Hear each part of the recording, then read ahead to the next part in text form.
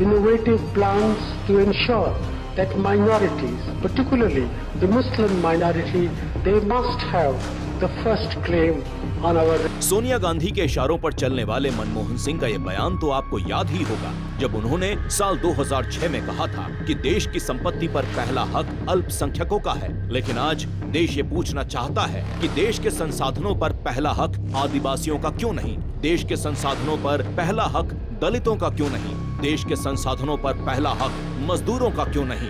देश के संसाधनों पर पहला हक पिछड़ों का क्यों नहीं? देश के संसाधनों पर पहला हक गरीबों का क्यों नहीं? वैसे तुष्टीकरण के लिए नीचता की हर हद को पार करने वाली कांग्रेस की एक और घटिया साजिश भी देख लीजिए, क्योंकि अगर देश में कांग्रेस की सरकार आई तो वो आपका खून जिंदगी के साथ भी और जिंदगी के बाद भी चूसती रहेगी।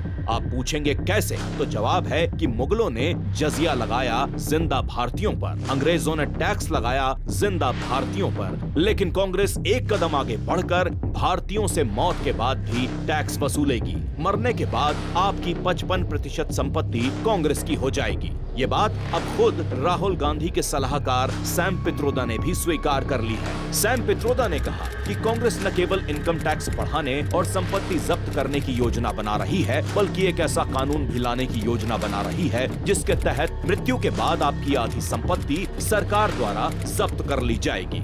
सुन लिया ना आपने? अगर देश में कांग्रेस की सरकार आई तो आपकी संपत्ति पर कांग्रेस का कब्जा होगा, आपकी खून पसीने की कमाई पर कांग्रेस का हक होगा और बहनों के मंगलसूत्र तक ये कांग्रेसी छीन ले जाएंगे। इसलिए अपने एक वोट की कीमत को पहचानिए और इस बार कांग्रेस का ऐसा हाल कीजिए कि वो ऐसा सपने में भी कभी सोच न पाए।